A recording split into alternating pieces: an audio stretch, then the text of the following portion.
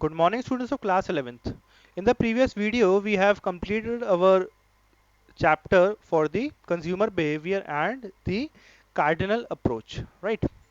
And I have already discussed that the consumer behavior is studied by two approaches, by the cardinal approach and the other one is your ordinal approach, right? Ordinal approach या फिर ordinal approach को एक common term है जिसके नाम से जाना जाता है, जो कि है आपकी indifference curve analysis. Indifference curve analysis, right. Indifference curve की थ्योरी। अब एक बात समझते हैं पहले, जो हमारी कार्डिनल अप्रोच थी उसके अंदर हमको हमको हमारी जो है कार्डिनल अप्रोच किसने दी थी, वो दी थी एल्फ्रेड मार्शल ने। और एल्फ्रेड मार्शल ने ये कहा था कि the satisfaction can be measured in the terms of money, कि हम सेटिस्फैक्शन को मेजर कर सकते हैं in the terms of money. ये बात एल्फ्रेड मार्शल ने कही थी, बट यही उनकी थ्योरी का सबसे बड़ा जो है डिसएग्रीमेंट का पॉइंट हो गया, कि जो बाकी इकोनॉमिस्ट्स थे वो उनकी इस वाली पॉइंट से जो है एग्री नहीं थे कि हमारी जो सेटिस्फैक्शन है हम उसको मेजर कर सकते हैं in the terms of numbers, right. So जो यूटिलिटी एनालिसिस जो थ्योरी थी उसको जो है रिजेक्ट कर दिया गया by another economist who was named Hicks, right. एक और इकोनॉमिस्ट थे हिक्स, उन्होंने ये वाली जो है थ्योरी दी थी और उन्होंने जो है एल्फ्रेड मार्शल की जो थ्योरी थी उससे डिसएग्री किया और अपनी एक थ्योरी निकाली, क्योंकि एल्फ्रेड मार्शल ने कहा था that the satisfaction can be measured in the terms of number, right. So Hicks ने कहा अगर कर सकते हैं तो बताओ कैसे कर सकते हैं, कोई मशीन बताओ जिसके थ्रू कर सकते हैं। जैसे टेम्परेचर है, टेम्परेचर को जो है मेजर करने के लिए हमारे पास एक मशीन है जिसको थर्मोमीटर कहते हैं, जिसके थ्रू हम टेम्परेचर जो है रीड कर सकते हैं। But we can not do the same thing in the case of satisfaction. उन्होंने कहा सेटिस्फैक्शन है, कंज्यूमर का सेटिस्फैक्शन है। अब सेटिस्फैक्शन को आप नंबर के टर्म्स में मेजर नहीं कर सकते हैं, तो उन्होंने कहा एक थ्योरी निकाली जिसका नाम रखा इंडिफरेंस कर्व एनालिसिस, राइट। अब ये भी एक थ्योरी है। अब इस थ्योरी के क्या क्या एजम्पशंस थे, क्योंकि हमने पहली बात पढ़ी थी कि जो हाइपोथेसिस होती हैं, हाइपोथेसिस की कुछ ना कुछ एजम्पशंस होती हैं। अब क्या एजम्पशंस हैं हमारे हिक्स की जो थ्योरी थी इंडिफरेंस कर्व एनालिसिस, उसकी बात करते हैं। सो जो पहली एजम्पशन थी वही एजम्पशन थी कि there are only two goods consumed in the commodity, only two goods are consumed. उन्होंने कहा कि हम ऐसी इकोनॉमी की कल्पना कर रहे हैं जिसके अंदर सिर्फ और सिर्फ टू गुड्स ही कंज्यूम करे जा रहे हैं, ठीक है। पहली assumption ये थी उनकी। सेकंड सेकंड उन्होंने कहा कि utility can't be measured in terms of number but satisfaction can be compared by the consumption of 2 units। उन्होंने कहा कि सेटिस्फैक्शन को कंपेयर करा जा सकता है। क्या कहा, सेटिस्फैक्शन कैन बी कंपेयर्ड। ऐसा कर सकते हैं कि हम अगर दो चीज़ें कंज्यूम कर रहे हैं, क्योंकि उन्होंने कहा था पहली बात कि हम सिर्फ और सिर्फ दो चीज़ें कंज्यूम कर रहे हैं, तो उन्होंने ये कहा कि अगर दो चीज़ें कंज्यूम कर रहे हैं तो दोनों चीज़ को आपस में हम कंपेयर कर सकते हैं कि गुड्स एक्स को कंज्यूम करा और गुड्स वाई को कंज्यूम करा, या फिर एक एग्जांपल लेते हैं एप्पल को कंज्यूम करा और इसको कंज्यूम करा, और दोनों को कंज्यूम करने के बाद कंपेयर कर सकते हैं कि किससे ज़्यादा सेटिस्फेक्शन मिला, right. The satisfaction can be compared, उसको कंपेयर कर सकते हैं। ये नहीं कह सकते कि हमको इससे इतना मिला, इससे इतना मिला, बट ये कह सकते हैं कि इसको खाने से इससे ज्यादा मिला, इससे कम मिला, राइट। तो so he said satisfaction can be compared. और तीसरा कहा कि एक लॉ है जिसका नाम है diminishing marginal rate of substitution.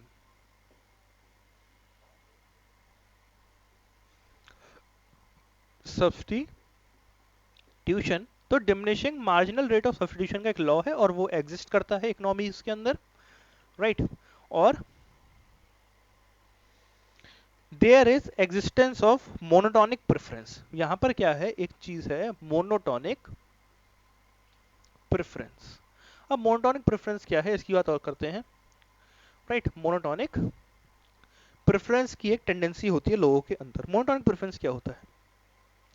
Monotonic preference का मतलब होता है कि हम किसी चीज को जितना ज्यादा कंज्यूम करेंगे हमको और उतना अच्छा लगता है, राइट ये बिल्कुल अपोजिट है law of diminishing marginal utility के। Law of diminishing marginal utility में अल्फ्रेड मार्शल कह के गए थे कि जैसे जैसे हम किसी चीज का कंजम्पशन बढ़ाते हैं उससे मिलने वाला सेटिस्फेक्शन कम होता जाता है, बट हिक्स ने इसका अपोजिट कहा। उन्होंने कहा that there is monotonic preference. Monotonic preference में क्या हुआ, उन्होंने ये कहा कि there is monotonic preference for the commodity, कि जैसे जैसे हम चीजों का प्रोडक्शन कंजम्पशन बढ़ाते जाते हैं वैसे वैसे हम हमारा जो है प्रोडक्शन, हमारा जो कंजम्पशन है वो बढ़ता जाता है, हमारा सेटिस्फेक्शन लेवल बढ़ता जाता है, right means more unit of a commodity of a consumer consume more satisfaction he will get. अगर आपके पास एक फोन है आप कम सेटिस्फाइड होंगे, अगर आपके पास दो फोन आप ज्यादा सेटिस्फाइड होंगे, आपके पास चार फोन आप ज्यादा सेटिस्फाइड होंगे, राइट सो आपको जितना ज्यादा सेटिस्फेक्शन मिलेगा जितना ज्यादा जो है आप चीजों को कंज्यूम करेंगे। ये था मोनोटोनिक प्रेफरेंस, राइट। सो ये हमारी assumptions थी of the indifference curve analysis. अब पहले जो है इस पॉइंट को समझते हैं, what do you mean by the term indifference. उन्होंने क्या कहा कि डिफरेंट सेट ऑफ कॉम्बिनेशंस बनाए इंडिफरेंस कर्व के अंदर। उन्होंने इंडिफरेंस कर्व के अंदर क्या करा कि डिफरेंट सेट ऑफ कॉम्बिनेशंस बनाए, और उन डिफरेंट सेट ऑफ कॉम्बिनेशंस को ये कहा कि in different set of combinations पर जो हमारा कंज्यूमर है उस कंज्यूमर को इक्वल सेटिस्फेक्शन मिल रहा है। Right different set of combinations कैसे बनाए जाए इसकी बात करते हैं, फिर आपको समझ में आएगा। देखिए जैसे कॉम्बिनेशन है, CO मतलब कॉम्बिनेशन, यहां पर है हमारे गुड्स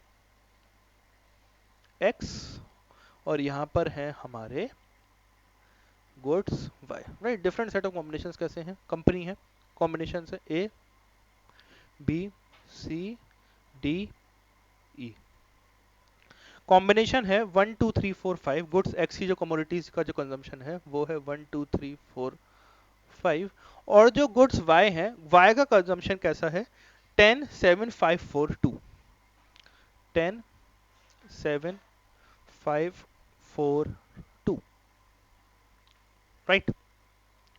इसके अंदर क्या है कि एक कंज्यूमर ने क्या करा कि एक कंज्यूमर गुड्स X और गुड्स Y में अगर वो 1 कमोडिटी गुड्स X की और 10 कमोडिटी गुड्स Y की कंज्यूम करता है, या फिर 2 कमोडिटीज गुड्स X की 7 कमोडिटीज गुड्स Y की कंज्यूम करता है, या फिर 3 कमोडिटी गुड्स X की 5 कमोडिटी गुड्स Y की कंज्यूम करता है, तो उसको हर एक पॉइंट पर इक्वल अमाउंट ऑफ सेटिस्फेक्शन मिलता है। और जब इन पॉइंट्स को नोट करके आप एक ग्राफ के ऊपर नोट करके ग्राफ प्लॉट करेंगे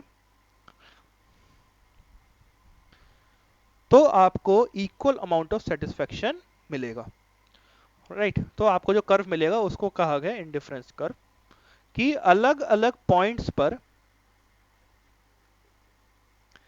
चाहे आप जो है एक गुड्स X और 10 गुड्स Y के खाएं, 2 गुड्स X के और फिर 7 गुड्स Y के खाएं, तो जो है आपको जो है दोनों पर पॉइंट A पर और पॉइंट B पर इक्वल अमाउंट ऑफ सेटिस्फेक्शन मिलेगा, और जो कर्व बनकर आएगा वो ऐसा बनकर आएगा जिसको हम लोगों ने नाम दिया इंडिफरेंस कर्व। ओके सो ये हमारी थ्योरी थी ऑफ द इंडिफरेंस कर्व, कि हमको डिफरेंट सेट ऑफ कॉम्बिनेशंस दिए गए गुड्स X के, जैसे 1 10 2 7 3 5 4 4 5 2, और हर एक पॉइंट पर मतलब पॉइंट A पर, पॉइंट B पर, पॉइंट C पर, पॉइंट D पर, पॉइंट E पर, हर एक पॉइंट पर जो कंज्यूमर है he is getting equal amount of satisfaction, and the curve which is plotted by marking those points is known as an indifference curve, और इस theory को इंडिफरेंस कर्व एनालिसिस कहा गया। देखिए इंडिफरेंस कर्व क्या होता है, it is a graphical presentation of two goods which can be consumed in such a manner that they give equal amount of satisfaction to the consumer. जैसे in the given graph there are two goods, goods X and goods Y, right? X axis shows goods Y and Y axis shows goods X. As we can see there are 2 points on the curve, point A and point B, right? मैंने इसके अंदर 2 point mark कर रखे हैं, ये combination A है और ये है कॉम्बिनेशन B। अब देखिए क्या कहा गया, point A shows OQ, quantity of goods X, and OP shows quantity of goods Y, right. ये हमने जो अलग अलग पॉइंट्स मार्क कर दिए, ओ क्यू ओ पी। और जो है हम अगर दोनों की क्वांटिटी को मेजर करें तो दोनों का जो पॉइंट ए का सेटिस्फेक्शन है और पॉइंट बी का सेटिस्फेक्शन है, हम ये मान के चल रहे हैं that they will give us the equal amount of satisfaction, right. अब एक बात करते हैं, इंडिफरेंस कर्व के बाद एक और चीज आती है जिसको हम लोग कहते हैं इंडिफरेंस मैप। ये क्या है? इंडिफरेंस का मैप है। अब इंडिफरेंस मैप कैसे बनता है? उसके अंदर बेसिकली इंडिफरेंस कर्व्स होते हैं बहुत सारे, राइट। जैसे ये हो गया IC1, ये हो गया 2, ये हो गया 3, ये हो गया 4, ये हो गया 5, और ऐसे न्यूमरस अमाउंट ऑफ ICs बन जाते हैं। तो ऐसी जगह को हम लोग कहते हैं इंडिफरेंस मैप। मतलब इंडिफरेंस मैप क्या है? Is when consumers with different level of income are shown on the single plane, कि हर एक पर्सन के अलग अलग लेवल ऑफ इनकम है और उन सबको हम एक ही ग्राफ के ऊपर, एक ही कार्टेशियन प्लेन के ऊपर दिखाते हैं। तो वो हमारा जो है इंडिफरेंस मैप कहलाता है। और जो इंडिफरेंस मैप होता है वो अलग अलग लोगों के लिए अलग अलग हो सकता है, राइट। सो ये था हमारा indifference map. Okay, so I hope students आपको हमारी बात समझ में आ गई होगी कि इंडिफरेंस कर्व क्या होता है, इंडिफरेंस मैप क्या होता है और इंडिफरेंस सेट क्या होता है, थ्योरी क्या थी, एजम्पशन क्या थी। कल हम इंडिफरेंस कर्व की जो प्रॉपर्टीज होती हैं उसकी बात करेंगे, और हम बात करेंगे बजट लाइन की और बजट सेट क्या होता है उसकी, अगर टाइम मिलता है तो। Okay, so I hope students you are able to understand the topic. We will meet in the next video. Till then, stay at your homes and stay safe. Thank you.